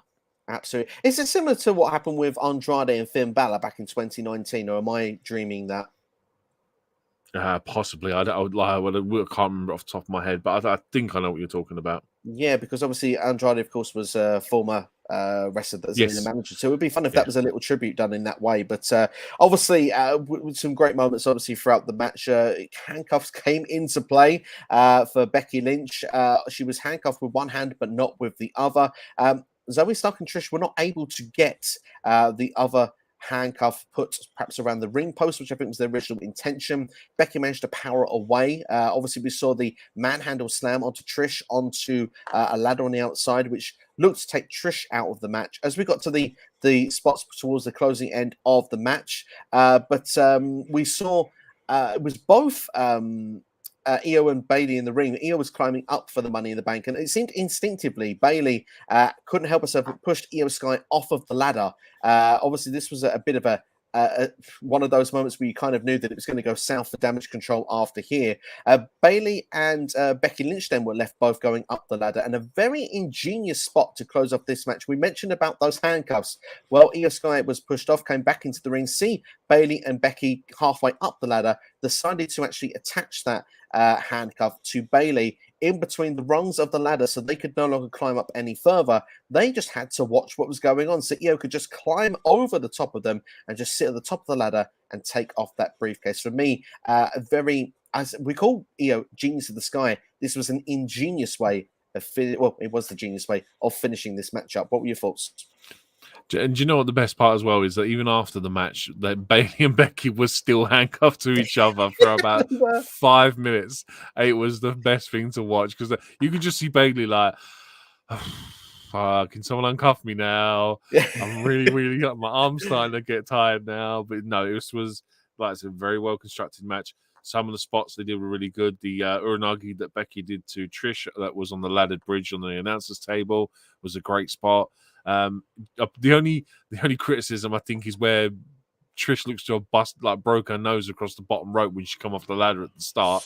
But apart from that, it's just a solid match from top to bottom. There's not a lot you can go wrong with it. My only fear is that you've kind of got the same story with the women's Money in the Bank match or the winner as what happened in the men's. You've now got you've got a member in a faction that holds that briefcase, and there's another member in the faction that either wants it or has been, do you know what I mean, done over by it. Yeah, absolutely. I do see where you're coming from. Obviously, the at least the thing that's a bit different with this for the women is that both were in the match. That can play out something immediately, because it's like, well, we could see, like, you handcuffed me. Like, what did you do that for? And where Io can be like, well, you pushed me off the ladder. And it could be just that little bit of like back and forth to begin with. I think the smartest move, because we've discussed the idea of Oscar, Bianca, and Charlotte on the previous streams before, potentially being a SummerSlam direction. I think that they should just try to say that we're on the same page. We're not against each other. Secretly, Bayley is jealous. Io knows she's got one up, and really should be seen as, like, if you want, the leader of Damage Control, probably in her book. They should try and unite and go for the Women's Tag Team Championships at SummerSlam. I think that would be a sensible direction. They don't get the job done. Bit more frictions caused from the match, but they still remain on side. And I think the full breakup can be when Io tries to cash in Money in the Bank and Bayley stops her. And then that's the way we can have the feud going forward. Io then can get another opportunity down the line. And then when Io does get that chance, she then wins the Women's Championship, whichever one it is at the time. It kind of makes sense as well, because, I mean, at some point, someone has got to have a failed cash-in attempt with that Women's Money in the Bank briefcase, because they've all been successful as far as I'm aware. I don't think I can recall a failed one. No. It makes sense from a storyline narrative. It's just a case of how long it takes them afterwards to put Io back in the main event scene. That's true. I mean, the other alternative idea you can do is, from now, you can have the breakup with Damage Control, because Bayley gets that jealous and they feud over the briefcase instead. Io wins that feud and then she carries on afterwards. Yeah, that's actually another positive way to look at it. I didn't actually think of that. There was a few different ways of doing it, but I mean, one last little nugget just before we move on. Zelina Vega actually walked over over Trish Stratus at one point, used her back as a bridge to get to the other ladder. I thought it was a fun little spot as well, one that I had mentioned earlier. What was your star rating for this match then? Oh, I'm probably going to say this is probably going to be match of the night for me. I'm going to be generous, and I'm going to say 4.5. I think that for the six of them, they did really well. They constructed a solid match. The winner, although my choice was the right one essentially. So yeah, I'm gonna say 4.5. It was a really good match. I really enjoyed this match as well. I'm going to give it a solid 4-star here for me. I think that, like you said, the storyline and narrative that played out throughout the match was really fun. And for me, it just ticked all of the boxes. And I'm really happy with the winner as well. I thought the finish was very creative. So yeah, this was a win-win all around from me. And the first comment coming, Eric Douglas, of course, Zelina's spot was phenomenal. It certainly was indeed. And just to mention with that Andrade spot with Finn Balor earlier on from 2019, Tom Conley does confirm, same spot, the Sunset Powerbomb, absolutely. So there you go. It was done beautifully. Apparently, Fastlane will be held in Boston, according to Ghost Spider. So we may have a bit of conflict. It's maybe in the States for sure. It's in the States. Indianapolis, Boston. Maybe the local. Who knows? I don't know. I know my geography is not that great when it comes to the States. But Tom says Becky and Bayley reacting to Io's win while cuffed was amazing. It certainly was indeed. Like you said, NXSteve was a highlight there. Almost can we go now? But almost having to acknowledge as well the fact that they were like, we can't really go anywhere, and we kind of just got to watch her celebrate. Was quite a fun little moment. That was beautiful. It was so good. It was it's one of them moments where, like, when it comes to the feud between Io and Bayley now, it'll be one of them clips where you just look at Bayley dejected, handcuffed to a ladder. Do you know what I mean? Absolutely. Ghost Spider suggesting Oscar versus Ronda Rousey, a dream match. It would be indeed. Let's hope that Rousey's around long enough for that to happen. We'll have to wait and see what will happen with Rousey moving forward. Eric Douglas says, who gets Dakota when they break up? I'm going with Bayley, as I imagine she would stay healed for the time being. Dakota has always done better in in that sort of dynamic. Like when she was with Raquel in NXT, she did really well in that situation. So it would suit Dakota better to stay with Bayley. I think so as well. And the fact that Bayley wants to make stars as well, clearly doing a great job with Damage Control when you look at it, because Io's getting through now to that main event area. Done a fantastic job. Maybe we'll want to do the same with Dakota. Maybe a breakup story with them will happen a bit of time down the line as well. So you couldn't rule that out. So I think Bayley would be the right choice. Just to confirm as well, Fastlane is in Indianapolis, according to WWE's corporate website. There we go. There we go. It's confirmed, ladies and gentlemen. It is confirmed. Eric Douglas says, I think the only person close to failing is Liv last year when Ronda ankle picked her.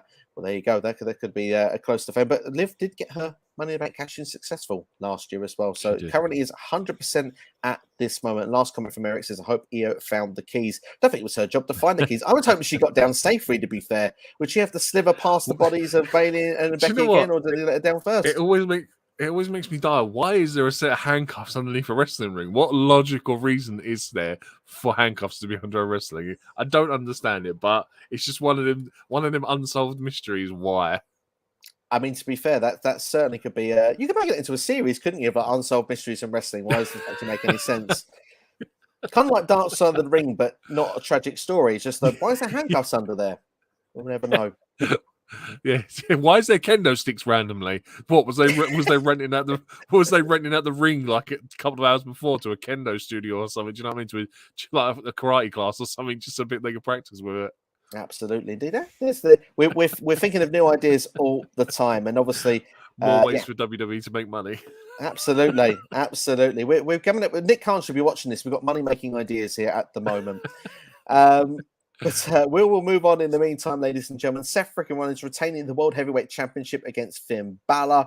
Of course, arguably did Priest cost Finn Balor this match? It was a good match between these two. I would say that wasn't given as long a time as maybe I was expecting, but I still thought they had a solid World Heavyweight Championship match. The match for me got more interesting when Priest came down because it was the hint of, is he going to do what Seth did at WrestleMania 31, a heist of the century type scenario of actually cashing in, making it a triple threat match and winning the World Heavyweight Championship at the expense of both Seth and his Judgment Day teammate Finn Balor. In the end, he kind of just sat at ringside and watched it because Seth was giving him a bit of verbal. Went back in the ring. Looked like that Finn was going to hit a coup de grace from the top rope, and Damian Priest kind of got off and kind of just gave Balor the eyes for a second. Balor was distracted, and that was enough then for him to miss the coup de grace. And of course, Seth went on then to go and get the victory. What were your thoughts with how this match? I mean, particularly finished, but as a match as a whole as well. The match as a whole, do you know what? I need to stop doing it. I know I'll do these things on the prediction shows where I turn around and go, do you know what? This is an opportunity to be match of the night. I need to stop doing it because it was okay. It wasn't the best match they could have possibly had. This match was more about building the story that's going to be told. The outcome, I'm really intrigued by it. I think it's a really exciting prospect. I mean, if you look at it from if you was to get into the mind of Damian Priest, you'd have to look at it and go, but if Finn wins, am I going to cash in on Finn ever? And Finn can go on and be champion for the next year, and then I can never use this contract on him because I can't. It's because it's Finn, and then it's going to be a really interesting dynamic to see how they play this out. Whether we get Finn and Damian, or Damian having to put the briefcase up against Finn because he essentially cost him the title by doing that stupid movement at the end of the match that hesitated Finn from winning it. So, like I said, I'm really excited to see what they do with this. It's just a shame that it's probably going to lead to the breakup of Judgment Day, which is the only thing I'm really gutted by. Yeah, I'm disappointed with the idea because I really like Judgment Day, excuse me, as they are. I wouldn't necessarily break up the stable if it was me, but the storyline direction feels like it's heading that way. The only thing that I also take out from this match is that I'm not convinced that Balor and Rollins are finished. I feel like this maybe could carry over to SummerSlam. Would I be the only one in thinking that? Do you know they've got an angle there to do it? I think if they turn, because obviously, like it was said in the comments earlier, if you was to do a steel cage match, it's the safest way for Finn to get his match and not worry about anyone trying to cash in because no one can get into a steel cage apparently. But yeah, I'd like to think this will go on again. We will get a repeat. I mean, what's the next pay-per-view? It's SummerSlam. It's SummerSlam, isn't it? So I wouldn't be against seeing it again at SummerSlam. It needs to. I'm doing it already. It needs to be better than what this match was. It does really need to be a good match. Yeah, I mean, I these two had a fantastic match at SummerSlam. I thought they had a great match when they had the semi-final match on Raw. I still think this was a good match. I think, again, it's one of those things where it's timing, I suppose. And I think here with this night and this show, in my opinion, the match quality was secondary to the angles. This show was about angles and about moments from start to finish. They wanted to make it's clear as well. They wanted to make headlines in London. They wanted to make this UK show. And again, I'm going to go and mention AEW again. I think it's almost like that thing of like the pettiness. They want us to be the standout show because the UK crowd, you know, what are you going to get over that side? Well, this show, you got Cena, you got Drew McIntyre, you got all these things happen that played out. You got Money in the Bank. It's all these little things. And I could be wrong by saying it, but for me, it felt like they made this a super loaded show. I don't remember a show that's felt quite like this in a long time. And for me, it's got so many talking points coming out of it. And like we said, we're not even got through this yet. We're now at 9 minutes in. But do you know what the problem is they've made it a really massive show for all the wrong reasons, because not a lot of it, aside from the main event, really is a major talking point coming out of the show. It's all talking points that had nothing to do with the matches. For example, like no one's talking about Gunther and Riddle since coming out of it. Yeah, okay, the Money in the Bank briefcases are important because they're essentially year-long storylines that they can do.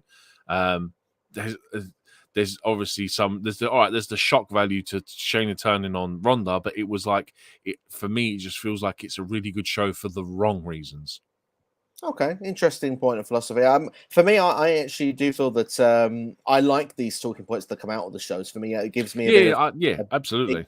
I'm willing to have not 5-star matches to have these talking points if that's what they need to get through to make them happen. But for me, I do think that they, like you said, the story's in place if they want to do this one more time, and I think they should do, because what they can do, they can have the discussion of like Baszler saying, "Look, Priest, you cost me." Don't have the turn happen just yet, in my opinion. If they're going to kick one member out of the group, don't do it yet. Hold it to SummerSlam, because Priest can be in the situation, well, look, I'll be at ringside. I'm not going to get involved, or can say, I'm going to watch in the back. I won't be at ringside. But bear in mind, I could be cashing in at the end of this, and you're warned, because I also want to become World Heavyweight Champion. Just throw that idea out there, because then you can just have the match with those two. Priest hasn't got to be involved, but his presence is felt because you know that something could happen afterwards. I think that it could be a good way to go in storytelling for me. Yeah, don't get me wrong. I'm not critiquing it in any way by saying it's a good show for the wrong reasons. I'm simply saying that it's just a case of like, let's be honest.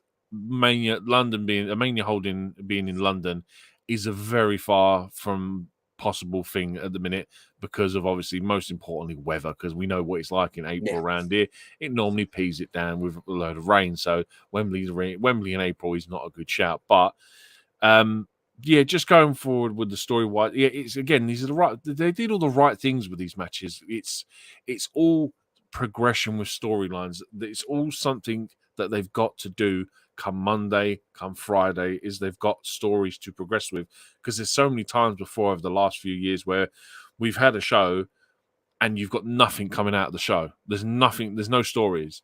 It's just a case of someone's won, someone's lost, that's it. They've not done anything to build towards SummerSlam, for example. So it's a really positive thing, but it's just a shame that the wrestling isn't one of the positives for me. No, that's fair. I think that's a fair comment you make there. But we'll go into our star rating for this match then. What would you give it? I'm going to say 2.5. I think it was an okay match. I think the fact that we had Priest involved makes it slightly better than what a TV match would be. I'm going to go as 3. I think for me that, again, I think I probably slightly enjoyed it more than yourself. But for me, I think everything that was done was executed well. Would I have liked longer for this match? Absolutely. I think that these two, if they were given 25 minutes, could put on a 5-star. But for what they were looking to do, what they looked to execute, I think that the job was well done overall here.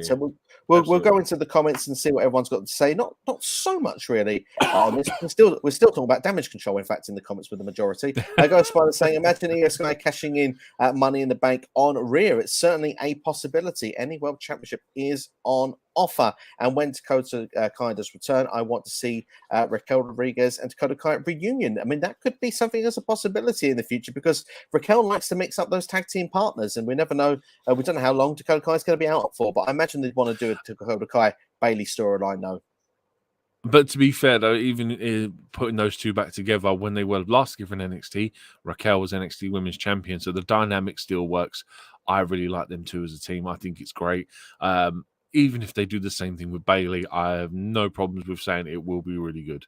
Absolutely. To be fair, I've actually had no problem with Damage Control. I think they've actually been okay. I don't know. I don't see, unless I'm looking at it with blurred vision and I'm not seeing something that a lot of people are saying, I think they've done really well. Don't get me wrong, they haven't picked up wins and losses, but that's just normal for WWE with people not picking up wins and in the right places. So, like I said, I've been okay with what they've done.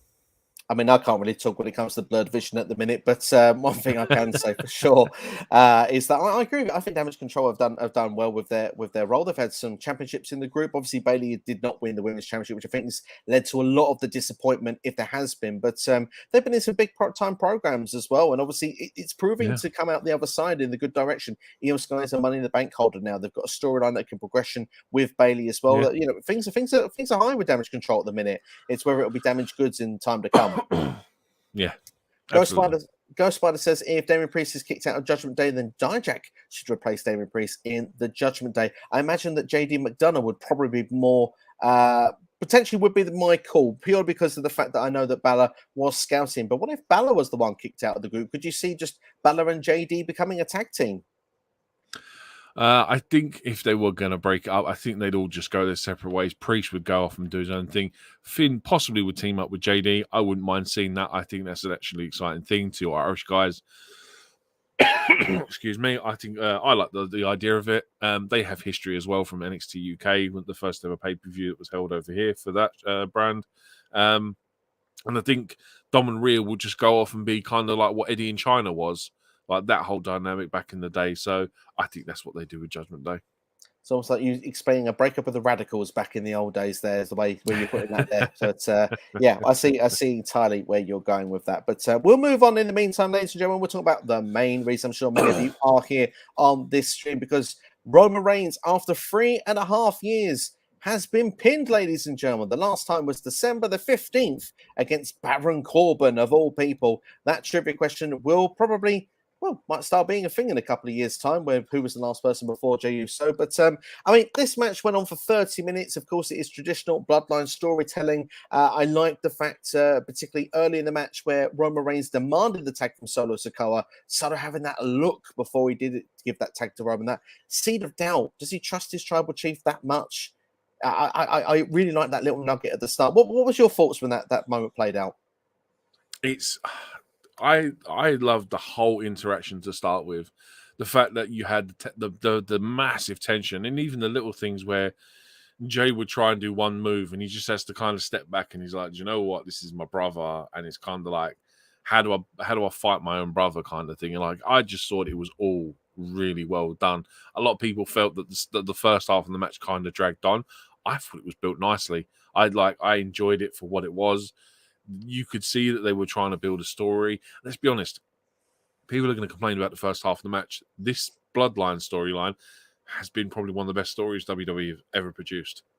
Yeah, I would agree. It's definitely one of the best stories they've ever produced. And like you say, I can see people saying it was a slow start to this match and it kind of built itself up. But sometimes you need to build things up in that certain way. You know, you slow and steady. When that pace really kicks up and it goes up to another level, then all of a sudden, you know, the drama can go from 0 to 100. And when it gets to that level of 100, you kind of go, right, I'm really drawn in. You can't look away anywhere else. So sometimes, you know, this is a master of design. Obviously, this design had gone out throughout the whole evening, really, because of the idea of Paul Heyman doing a masterclass with Kayla Braxton in the kickoff, explaining that he'd never seen Roman Reigns like this, how Roman's just going to be this destructive self, how, you know, he's going to stack them and he's going to pin them both at the same time, obviously, just like at WrestleMania 37. Obviously, we got to where this match broke down. We might as well go straight into that, as it's probably the more exciting final third. But obviously, the moments where, you know, it broke down. We saw the 1D hit on Roman Reigns, and obviously the ref was taken out of the ring. A bit of a scream from the ref as well. I hope he was okay. And obviously the pinfall was clear to see that it was done, but the pinfall wasn't made because there was no referee. We saw then Solo and Roman get the advantage. Obviously, the small spike to Jimmy. I believe it was to Jey was the spike and the spear at the same time, which I thought was a really badass looking combo of a finishing move. It was a great move, yeah. It was such a spot. And the fact that obviously Roman stacked them, got the 2 count. Roman's reaction for me, obviously storytelling at its finest, because you could see Roman almost, you could tell it's like that sort of mobster style villain where it's like you can see it, he knows the writing's on the wall, it's crumbling down around him and he can't keep this going on forever, and he can see it playing out in front of his eyes. The fact that Roman's facial was there for a good minute before Solo had to snap him out of it was beautiful for me. Do you know the best part about it is Solo's face, because Solo looks at Roman and you can see that he's doubting Roman as the tribal chief. Yeah, he's looking at him going, you're supposed to be the tribal chief. Why haven't you beat these? Why didn't that work? And you can see the doubt in his mind. And I thought this was brilliant. Roman looking like he's almost about to cry because he hasn't beaten them is amazing. It's like I'm shocked. Do you know what I mean? I'm still like, when we said this before, what we got 7 years ago from Roman Reigns and what we're getting now, it's like 2 completely different guys. It's unreal. Time is of an essence, and obviously Roman has come on leaps and bounds, obviously, especially with being able to sink his teeth into this tribal chief character head of the table over the last 3 years has been incredible. And obviously Solo was the soldier, like you said, though. So come on, we get our stuff back together. Keep beating down these guys. The match is not over. The job isn't done. Let's carry on. And Solo, let's be fair, if there's a moment where it feels like he's that tribal chief, he's not ready because he got a little bit too excited. He jumped off the ring side barricade and went through the announce table. He missed the said Uso that was on the announce table, which left 2 Usos and 1 Roman Reigns. Obviously, Roman looking to try and get the advantage, but in the end, succumbed to the Usos. Jey Uso hitting the big splash off the top rope and, getting the 1, 2, 3. I mean, to be fair, even both double spearing him as well. Yeah, they did. I missed that spot. To be fair, I couldn't believe it when the 3 count hit. Epitome was kind of like, Roman will kick out. He doesn't not kick out. He didn't kick out. But do you know why this actually makes perfect sense? Tell me. Perfect sense. Because we've literally been saying, go on. Think to every time Roman Reigns has been on the verge of losing, who's been there to stop him from losing? Jimmy, Jey, and Solo. Absolutely. And when he's lying in the middle of the ring and he's got no Jimmy, Jey, or Solo, he loses. Like, don't get me wrong, I was initially shocked. Like I've said all along that Roman shouldn't be getting pinned until he loses that championship. But if he's gonna get pinned by someone, why not Jey or Jimmy? Because they're his family. They're the ones that have been there every time. Like, he's not invincible. We've seen him almost lose loads of matches. He nearly lost to Drew at Clash. Who was there to save him? Solo.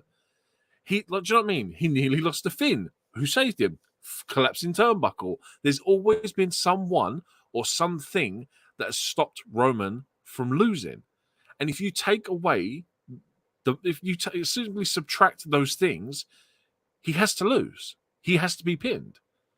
It makes perfect sense. And don't get me wrong, going towards SummerSlam, it's probably going to build a match between Jey and Roman now, which Roman will win because it's Roman. But it just made sense. The dynamic that he didn't, Solo had already taken himself out, and the only other 2 people that would have possibly helped him are standing across the ring from him. They're kicking his ass. To be fair, what you've just said makes 100% sense. And at the same time, for those that may wonder, well, why not Cody?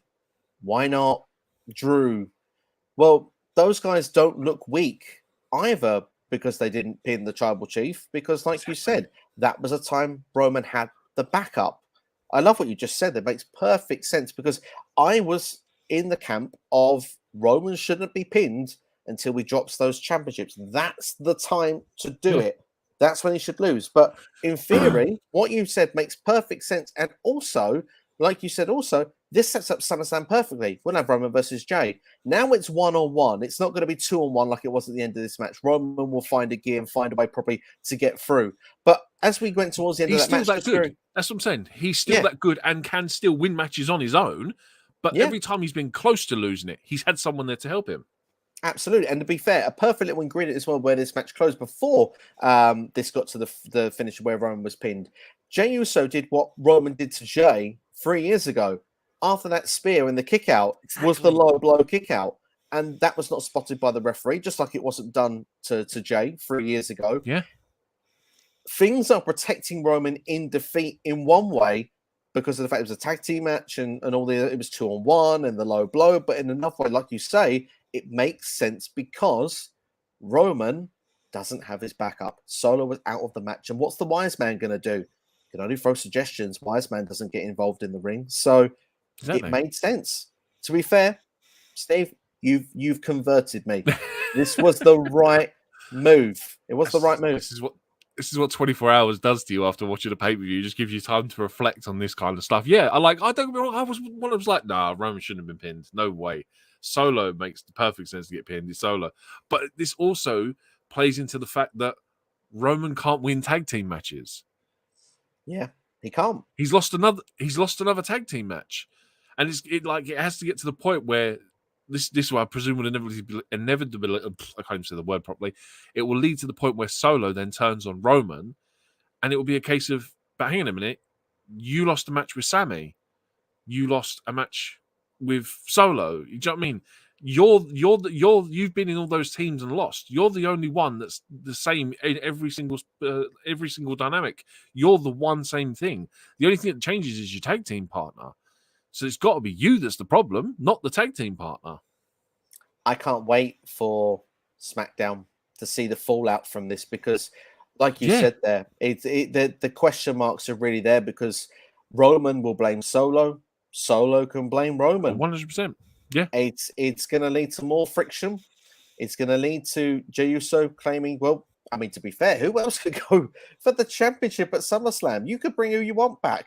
Jey Uso's the one that's got the pinfall. No one else has beat Roman in that time. So it's clear the direction for SummerSlam. And I've got to say, Bloodline, stick another one in. I'm ready. I'm strapped in. I'm ready for the ride to Detroit, Motor City.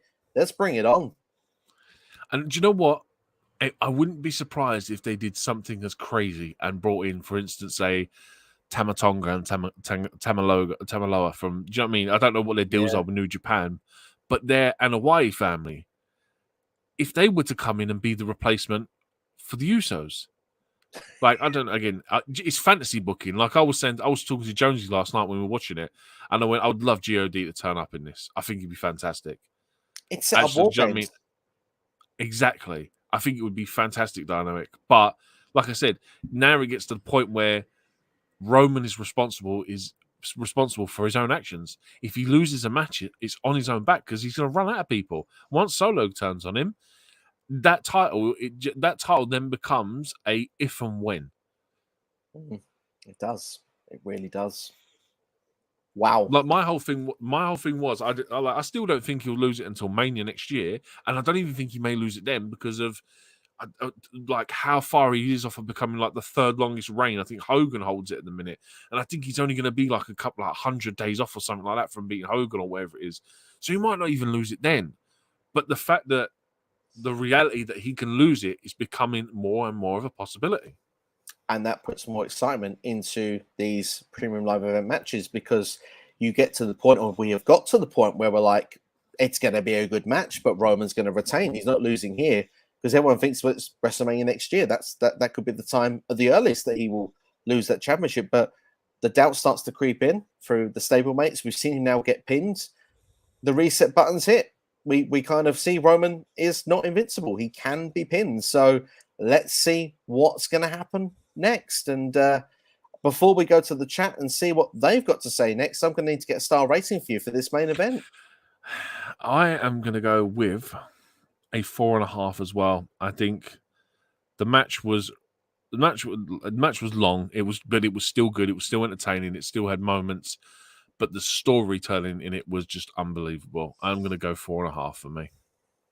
I almost want to raise my star rating to what I thought before I came on the stream, just because you've convinced me it's the best thing, that this was the right move. But I'm going to stay with a 4-star. I think 4-star for me. I think that this one, great storytelling, It was amazing. I didn't get as high of moment as when I saw Jey Uso say, "I'm out too," but I think more that was through shock than anything. But at the same time, I think that this was very well delivered and was a great finish to what was an excellent pay-per-view. And just before we go to those comments, I want to get your score out of 10 for this pay-per-view. Even though a lot of it was predictable, it was still a fantastic show. It was still had an amazing crowd. There was a lot coming out of the show that we've got now to look forward to going into Raw, SmackDown, SummerSlam, whatever. I'm gonna say an 8 out of 10. I think that it was just a solid show, and I can't go up for ask for more than that. No, for me, I'm going to go for the. I'm actually going to go a 9. I'm going to go higher because I just think for me, I love the fact of the so many talking points. I love the twists and turns we had throughout the night. For me, it kind of. I don't want to compare it to some of my favorite pay-per-views growing up, but when I look at like a WrestleMania 17, the match quality on that show wasn't necessarily like 5-star, 5-star, 5-star, but everything was timed and just done so well that you kind of felt at the end of it, wow, like this was almost felt like a perfect show. And this almost felt like a perfect show in a way to me. A couple of matches I'm not giving 5 stars or whatever. A couple of matches maybe felt predictable. A couple of matches maybe felt more TV matches. That's where that 1 point comes down. But overall, as a package, if you told me this is what we were getting out of it before going in, I would have said, "Geez, I need to see this. I can't miss this show." So yeah, for me, this is up there for possibly even show of the year for me. Yeah, I mean, if you'd have purchased a ticket to the show, you would have well and truly got your money's worth. This was a fantastic show. Aside from me, Mania Night 1, this is probably one of the best shows of the year as well. I think, yeah. I think that's a very good argument. I think you make a great point with WrestleMania as well. It's certainly up there. And let's go then to the chat then and see what they've got to say before we round off the stream. We have got a Ghost Spider in the house, as I predicted. Jey Uso will pin Roman Reigns, and it happened. And Ghost Spider, you did indeed. And do you know what? It came through. It did come through. Ghost Spider continues on to say, "I predict Roman Reigns." To these people more often, I think. I think we have to. Because I don't say we dismissed it because we say everything's possible, but we had our own prediction, which was the opposite. But hey, it came through. Prediction here, though: Roman Reigns versus Jey Uso will happen at SummerSlam. Then Roman versus Jimmy Uso will happen at Payback. Then Roman versus Solo will happen at Fastlane or the Royal Rumble there. So that's the path that Ghost Spider sees there for Roman Reigns into the future. And Tom Conahue rounding up with the last comment: Solo as Tribal Chief to God or God. Makes a lot of sense for the next generation. I'm guessing that's God there. It could make a lot of sense indeed. But that is pretty much everything I want to say. I think it'd be great. I think it'd be great as well. I feel like we've said a really lot of good things about the show and the finishes. Anything you'd like to add before we wrap things up? No, man. Like I said, it was a thoroughly enjoyable show. It wasn't on until stupid o'clock in the morning for me. I can't argue more than that. Like I said, I look forward to the next time they're in London because, like, normally I'd be working I would have been working yesterday. I booked the day off, hoping in the fact that I'd get tickets. Didn't, and do you know what I mean? I just sat there. It was a normal time to start the show. It finished at a normal time. I could go to bed afterwards, have a decent night's sleep. So it worked. It was solid for me, man. I could not ask for more. I had such a difficult time not seeing, like not going into my phone. Like I was like, I was lucky enough to watch the first match, and then after that, I knew I couldn't watch anything more. I was working till stupid o'clock in the morning, so I didn't get to see the rest of the show till today. And I got to say, it was agony to not know, because especially I know you messaged me saying like you stay off the socials, like stuff's going down. Stuff's really happening, and it's just like, but I'm so pleased like, to see it. The Cena thing with Mania, and I was like, oh my god, how do I not text him this and tell him this? This is unreal. What's going on right now? Absolutely. I imagine that you must have typed the message and then gone delete. Do you know what? I was like, I'm trying to restrain myself from typing messages, and I was just like, just stay off socials. Don't even do it, man. Yeah. And you know what? It was the best advice I got given to me. Stay off the socials. And it's exactly what I did. And it was the right thing because nothing got spoiled. And I've got to say, what an excellent show as well to watch without. But for everyone that's been watching this, I want to say a big thank you to everyone that's been watching this stream. You're all fantastic, and thank you all as well for your comments and getting involved, interacting as always, because without you guys, this isn't a channel, it isn't a thing. Obviously we have a lot of fun talking about it, but your interaction is a massive part of what we do here on this channel. I want to say thank you all. If you can hit the like button, it's really appreciated. Subscribe to the channel if you haven't. Either. No, it's yeah, to be fair, if it's your first time watching, I know that I am sort of partly back at the minute, but you've had to deal with a little bit of interesting issues on my end, and I do apologize for that. I will get the cable fixed, and hopefully won't be an issue from the next stream. But it is what it is. Technology, eh? You can't live with it, but we can't live without it. Thank you all for watching, though. Subscribe if you haven't already. If you're watching on demand, delay, whatever you want, thank you all for taking the time to watch this. Look after yourselves and each other, and yeah, hopefully we're back with a video in the week at some point, and we turn our attention to SummerSlam. Thank you for watching. Look after yourselves and take care. We'll see you next time. It's been NXSteve and Laggy Steve. See you soon.